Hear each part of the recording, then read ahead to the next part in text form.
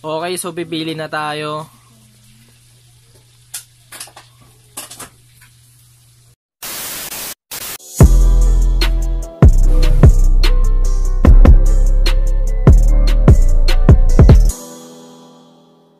What is up guys? Kamusta kayo? So ngayon na yung araw na hinihintay ng mga maraming subscribers natin dyan.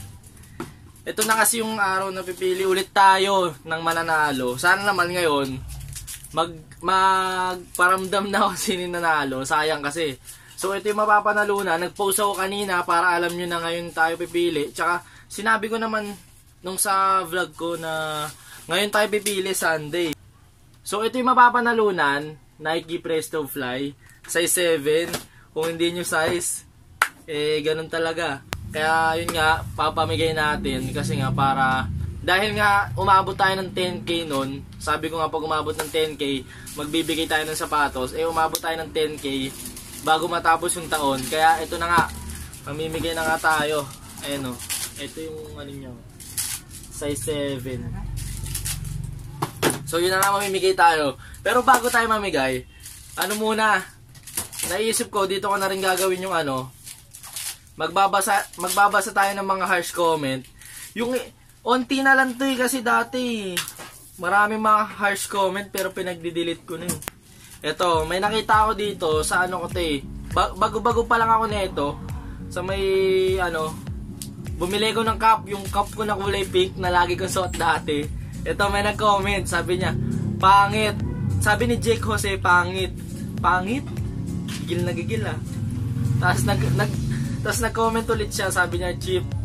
Yun. So, sa'yo Jake Jose, sorry. Ikaw na mayaman. Tapos ito, may nakita pa akong comment dito. Sabi ni Eric Esposo. Pangbading naman yan eh. Pangbading daw yung nabili natin dun sa may ano, Nike Factory Store.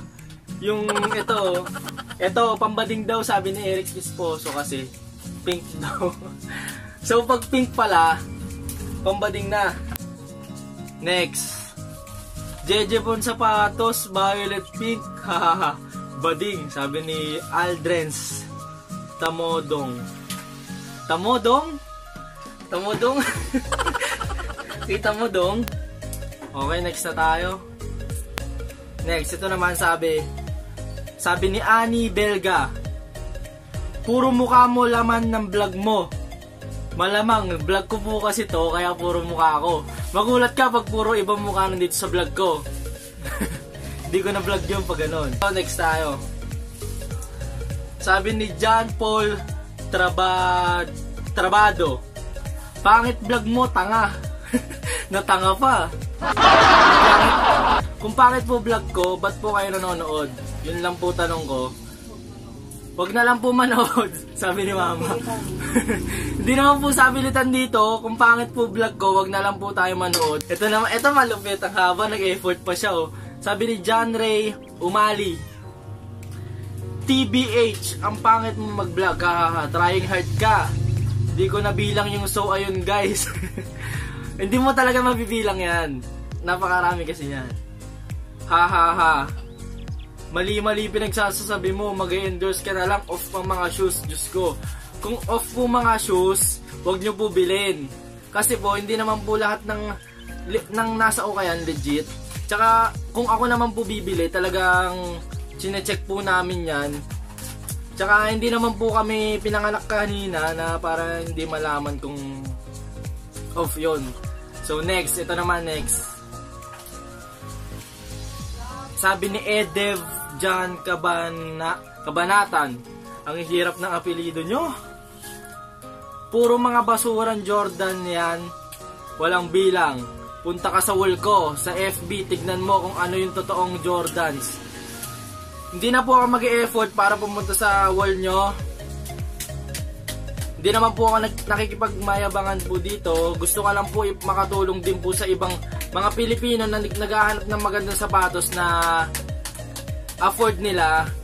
Kaya kung tingin nyo po basura, ba't naghahanap po kayo ng ukay shoes sa YouTube? Kasi kung di po kayo nanonood ng ukay shoes, di po kayo mababadbad sa channel ko at di nyo po mapapanood to.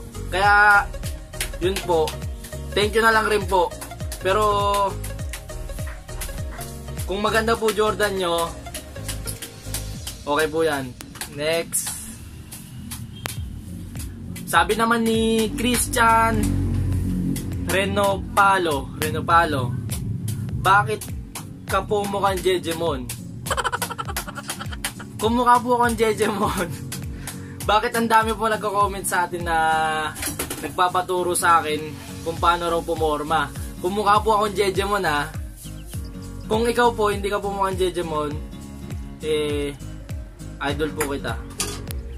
Ito, sabi naman ni Rafael Lopez. Ito, hindi ko alam kung harsh to ha. Sabi niya, so.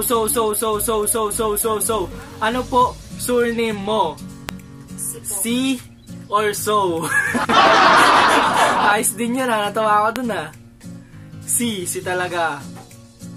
Talaga mahilig lang ako mag-so kasi parang, ewan ko, trip ko lang sabihin.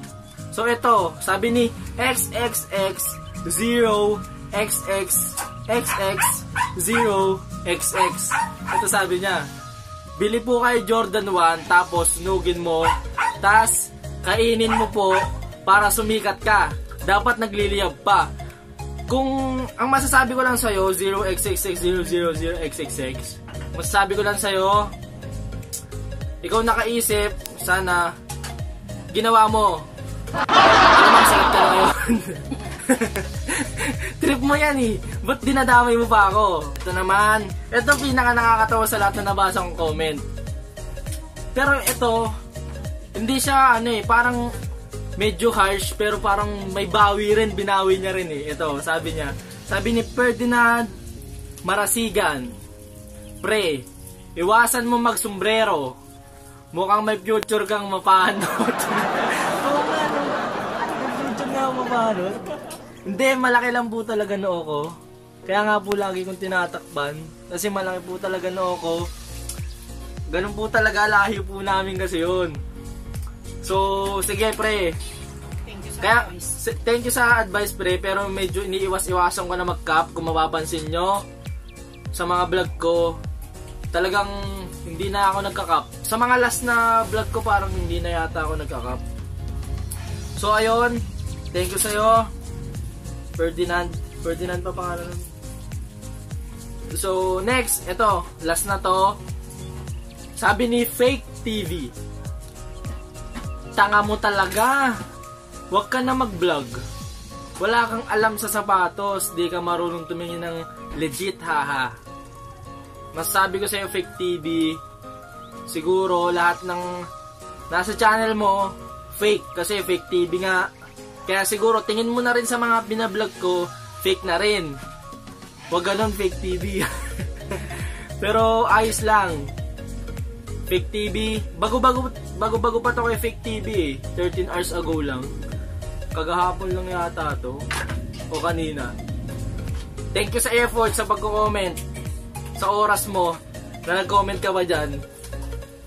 So, ayun guys, marami talaga to, lalo na nung una, nung bago pa lang ako, ang dami talaga ng babash. Pero sinabi ko nga sa inyo guys, yung mga nambabash na yan, wala tayong magagawa dyan. Hindi lahat ng tao sa mundo kaya nating i-please. So ayun guys, kung sa mga baguhan na YouTuber, huwag kayong mawalan ng tawag dito, kumpiyansa sa sarili. Kumpiyansa ba tawag dun? Basta yun, na mawalan ng gana ituloy yung gusto nyo na mag-vlog dahil sa mga bashers. Sa una talaga marami talaga yan, pero mapapansin nyo naman habang tumatagal, mas dumadami na yung mga subscriber na na talagang support sa inyo talaga. Habang tumatagal yung mapapansin nyo. Kaya huwag nyo na lang pansinin kung marami nang babash. Ako nga, tinatawanan ko na lang yung mga nang babash na yan. Nung una talaga, dinadamdam ko. Pero nung huli, talagang wala nang epekto sa akin yan. Kasi dapat yung isip mo din, hindi ka basta-basta nagpapa-apekto sa mga ganyang pambabash. Kasi ganyan talaga ang buhay. Talagang hindi mo talaga kayang i-please lahat. So ito na nga, mamimili na nga tayo kung sino yung mananalo nitong shoes giveaway natin. Please naman. Please naman. Para hindi na natin ulitin to. Message nyo ako sa Facebook kung sino man mananalo. Kung di nyo na naman ako message, pipili na naman tayo. Pero sige, tignan muna natin kung sino mananalo. So ito yung gagamitin natin sa pagpili, ay ang YouTube random picker. So ipe-paste ko dito yung link ng video natin kung saan kayo nag-comment. Ayan. Pinibilang pa kung ilan yung comment eh. Ito, start na natin tong raffle. Ayan. Okay, so pipili na tayo.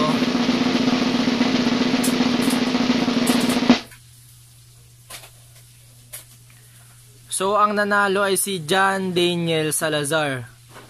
Kay Shoes Unboxing Anonas QC. So, kay John Daniel Salazar, congrats sa'yo, man. Kung sino ka man.